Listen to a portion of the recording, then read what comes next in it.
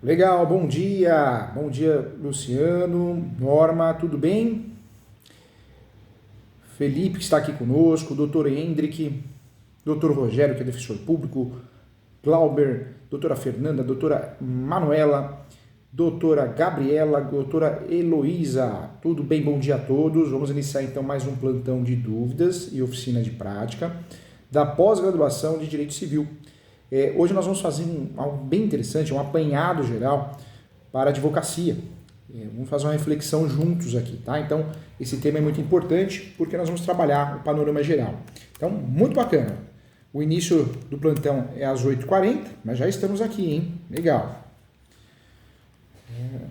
Lembrando que os alunos que precisem entrar em contato comigo, podem entrar em contato direto no escritório, no WhatsApp também, tá bom? Professor que presta o trabalho de mentoria para ajudar os alunos em relação à correção de peças, retificação, discussão de teses. Então, estou à disposição para ajudá-los, tá bom? Lembrando que tem os cursos preparatórios, tem os cursos gratuitos, tem os webinários, tudo na plataforma do portal ISO. Então, faça as novas a pós-regularização de imóveis, a pós-graduação em inteligência artificial, pós-graduação em uso capião. Então, tem várias pós-graduações novas aí para você estudar. Vamos lá, vamos iniciar.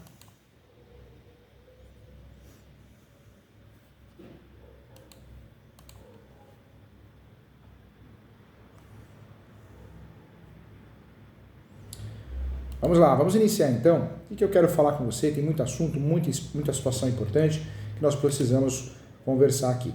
Eu quero conversar com você que nós temos atualmente o Código de Processo Civil atual, ele nos deixou 3 procedimentos. Nós temos o procedimento de fato comum, que é o residual, é o mais utilizado.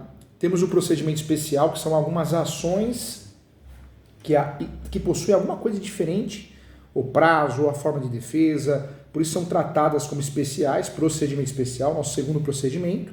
E temos o terceiro procedimento, que é o procedimento de execução. Eu tenho que ter um título executivo judicial, um título executivo extrajudicial.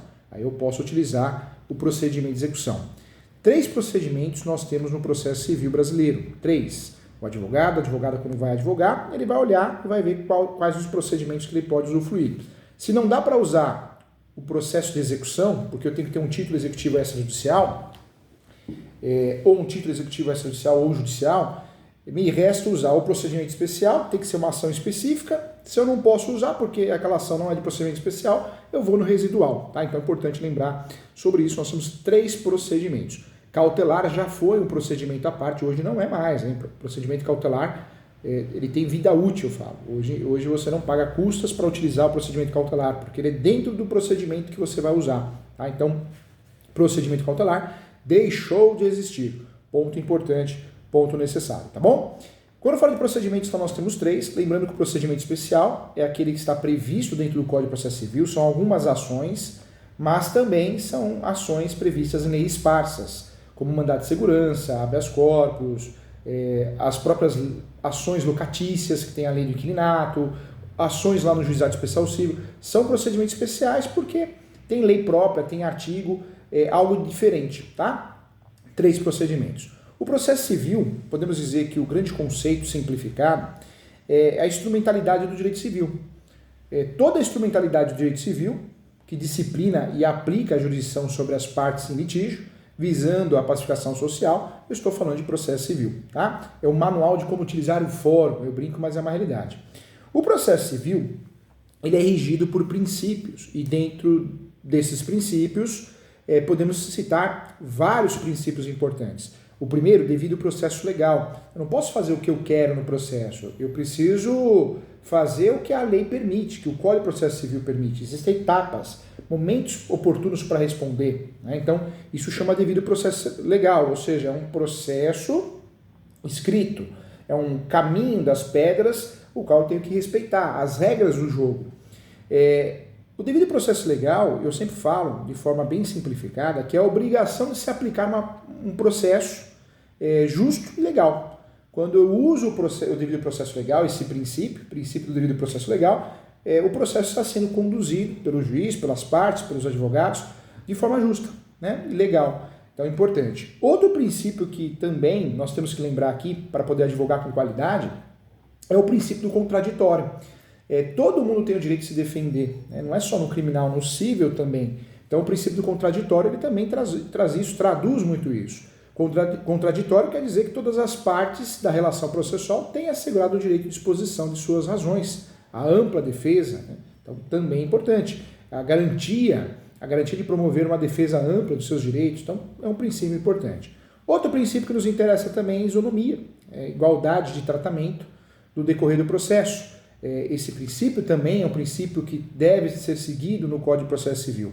Juiz natural, acho que todo mundo já ouviu falar. De fato, juiz natural quer dizer que as sentenças deverão ser expedidas por juiz competente, proibido o juízo ou tribunal de exceção. Não posso criar um tribunal, tem um caso e eu crio um tribunal. Agora esse tribunal foi criado para julgar esse caso. Não posso, né? Tem que ser criado antes do caso, não o tribunal depois do caso, para ajudar alguém, privilegiar alguém, né? Então também é importante sobre isso. O tribunal criado por lei, ele apara julgar um caso específico, né? Então tomar cuidado com isso. Também nós temos que ter acesso às provas no processo. E existe a proibição de prova ilícita. Não são aceitas provas obtidas por meio ilícitos e usadas no processo, né? A motivação para isso é com base na ética, na boa-fé. Toda decisão tem que ser motivada, as decisões do Poder Judiciário devem ser motivadas, toda sentença, acórdão de segundo grau, terceiro grau, tem que ser fundamentado, então isso é importante também. Outro ponto, a regra do processo é a publicidade, o processo é público, todo mundo tem acesso ao processo, salvo exceções do segredo de justiça, que é exceção, né? Casos que envolvam menor, incapaz, situações que causam atos vexatórios, então podem ser caminhadas no segredo de justiça. Eu posso pedir que o processo ocorra em segredo de justiça, também é importante lembrar, mas a regra é publicidade, a exceção seria algumas situações que o processo vai correr em segredo de justiça, a exceção dos legalmente impedidos, né, da publicação. Tá? Então, fique atento em relação a isso. Não podemos esquecer também de outro princípio importante, o duplo grau de jurisdição, o direito de recorrer. Esse princípio tem a ver com o direito de recorrer. Se eu não concordo com a decisão, eu tenho o direito de recorrer das decisões judiciais. E, finalmente, esse princípio ele busca a reforma da decisão, a nulidade em segundo ou terceiro grau. Então, é um direito meu, um duplo grau de jurisdição. E finalizando aqui, os princípios mais importantes do Código de Processo Civil, também o princípio da boa-fé, segundo o qual as partes devem litigar sobre total legalidade e boa-fé. Então, também um princípio que nos interessa. Estudando processo civil, nós temos que iniciar pela jurisdição e ação. Quando eu falo de jurisdição, existe jurisdição voluntária e jurisdição litigiosa, contenciosa. Nem todo processo tem réu. Nem todo processo tem briga, litígio. Quando não tem a jurisdição voluntária, um divórcio consensual, um uso capião, uma ação de retificação de estupro público, não tem réu. Não tem réu porque não tem briga. Pode se tornar litigioso se alguém se habilitar, se alguém apresentar contestação, mas ele nasce sem briga, tá?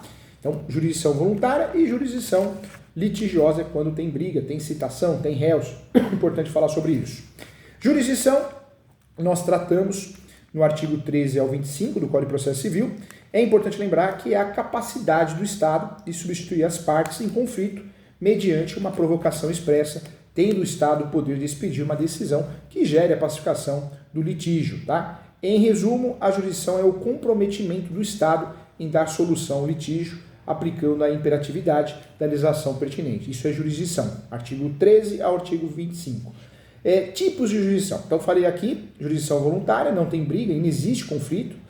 E contenciosa, tem briga, tem conflito. São duas jurisdições que nós temos. Ação. Ação é o pedido de intervenção do Estado para a efetivação da jurisdição em um determinado conflito. Toda ação, nós temos que ter condições da ação e elementos da ação. São situações diferentes, tá? Então, presta atenção aqui, ó. Condições da ação é uma coisa, elementos da ação é outra. O que são condições da ação? Então, condições da ação, nós temos a legitimidade, que é o direito da parte em invocar a prestação jurisdicional. Temos o interesse, que é a vontade de agir, que se concretiza com a preposição da ação em juízo, e ainda a possibilidade jurídica do pedido, que é nada mais nada menos que a legalidade do pedido junto ao ordenamento pertinente, ok? Isso são condições da ação, guarda essas três palavrinhas: legitimidade, ok? Interesse e possibilidade jurídica do pedido. Indo para outra situação, elementos da ação, né? Então nós temos aí a segunda situação, elementos da ação. Elementos da ação, nós podemos dizer que constituem elementos da ação as partes que são os agentes de litígio que sofrerão os efeitos da jurisdição. O pedido também é elemento da ação, que é objeto da prestação estancada em juízo. E o poder imediato, né, que é a delimitação do bem pretendido. Ou imediato, que é a delimitação do bem pretendido diretamente ao juiz. Não vamos esquecer que dentro dos elementos da ação, também temos que falar da causa de pedir, que é objeto da pretensão da proposta em juízo, tá? Importante isso também objeto de estudo. Legal, sabendo disso, aí nós vamos para a próxima etapa, que são aí as partes, né? As partes e os procuradores. As partes e os procuradores. Quando eu falo das partes e os procuradores, vale a pena lembrar que todas as pessoas que se acham no exercício dos seus direitos, né, os incapazes, serão representados, sim, representados ou assistidos por seus pais, né, tutores e curadores. Então, essa é a regra do jogo. Dentro dos deveres, nós temos aqui, são deveres das partes expor os fatos em juízo, conforme a verdade, proceder com lealdade e boa-fé, e não formular pretensões nem alegar defesa diante cientes, né, do que são desconstituídas de fundamento. Ok?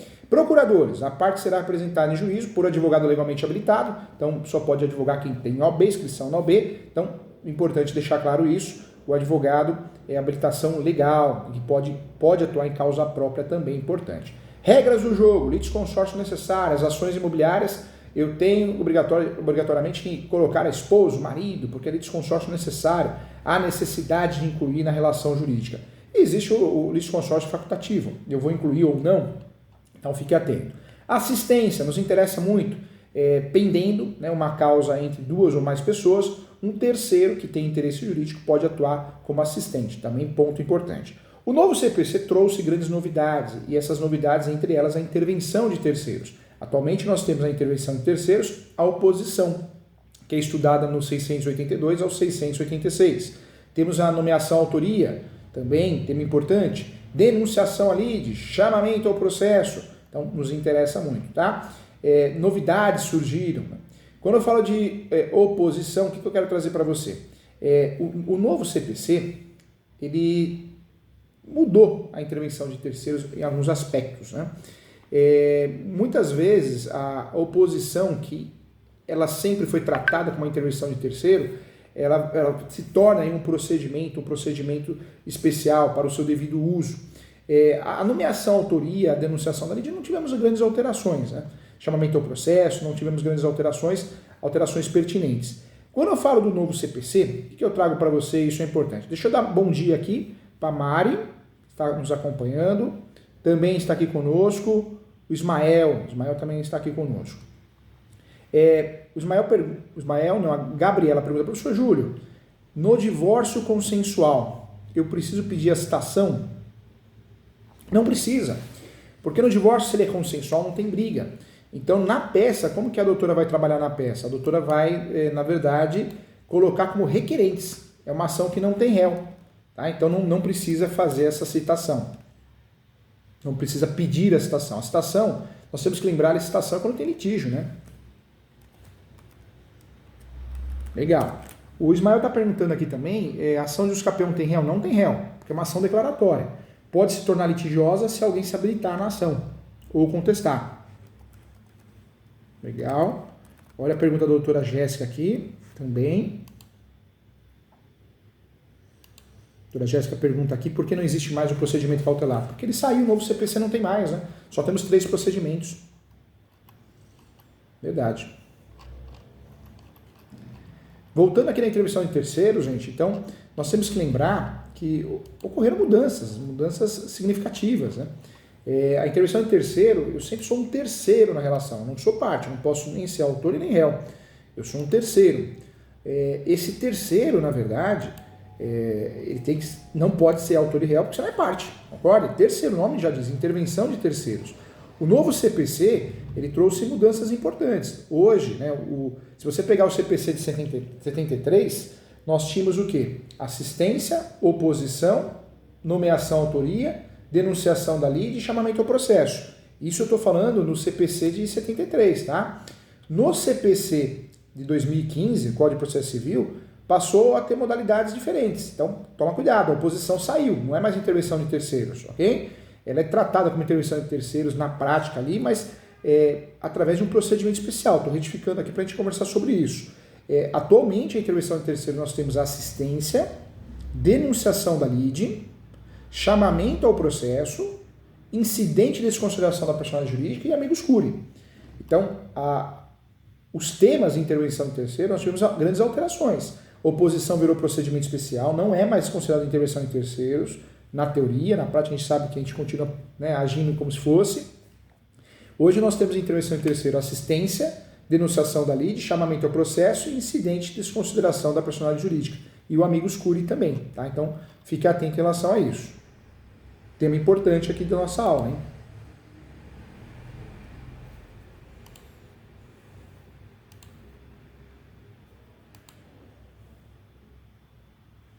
Norma, Gilmar, graça e paz a todos. Amém, né? Para todos nós. A gente precisa de paz e saúde. Legal. A Mari está aqui conosco também. Que legal. Norma. Santilha. Legal. Sala cheia, hein? As plataformas estão cheias aqui. Que legal, que bacana, hein? A ideia é essa. Que legal. Vamos lá. Então, estudamos aqui de forma interessante aqui. Quero trazer para você também, nós tivemos mudanças em relação aos prazos, né? Os prazos eram contados em dias corridos, hoje em dias úteis, mudanças importantes, o próprio recesso, que agora tem a data do recesso, então tudo isso é interessante, é necessário também. Falando em provas, nós temos duas, hein? No CPC nós temos duas provas orais e provas documentais, tá? Então, importante pensar nisso. Provas orais são apresentadas numa audiência de instrução e julgamento, provas documentais são as provas que eu apresento através de papel. Existem várias provas documentais, inspeção judicial, perícia, é prova documental também, documental em sentido estrito, ata notarial. Em relação a Fabiana, está perguntando aqui, doutora Fabiana, quantas audiências nós temos atualmente no novo CPC? Nós temos 4 audiências, hein? Nós temos a audiência de conciliação, que só serve para acordo, normalmente nem a juiz que faz, instrução e julgamento, que é a bambambam, temos a saneamento, o juiz marca só para tirar uma dúvida antes de julgar, e temos a audiência de justificativa ou adjudicação. A Graziele pergunta, professor, e as formas de citações? A regra é uma ordem cronológica, via postal, correio, oficial de justiça e edital. Citação por hora certa é o oficial de justiça que faz, ele percebe a ocultação, por mais de 3 tentativas, ele faz a citação por hora certa. Cuidado, hein, o Valmir está falando aqui, ó, intimação, Valmir, intimação você já sabe do processo, são os andamentos do processo. Citação é a primeira vez que eu fico sabendo do processo, tá? Então é importante aqui. A Juliana fala antecipação tutela, tutela provisória, né? Nós temos 2 tutelas provisórias, tutela de urgência e tutela de evidência. Tutela de urgência, medida cautelar e, além da medida cautelar, a tutela antecipada. Já na tutela de antecedência, eu tenho alguns motivos que eu posso antecipar o julgamento, o juiz pode antecipar o julgamento. Legal. Legal, gente. Estou muito contente com o pessoal da pós-graduação de processo civil, direito civil e processo civil. Eu vejo que todo mundo assiste às aulas, isso é muito legal, hein? Parabéns. Legal, gente. Ó, finalizamos aqui o plantão de dúvidas. A ideia era trazer um panorama geral, noções gerais. Eu agradeço a você e estou sempre à disposição para ajudar, tá bom? Um grande abraço a todos, viu? Muito obrigado.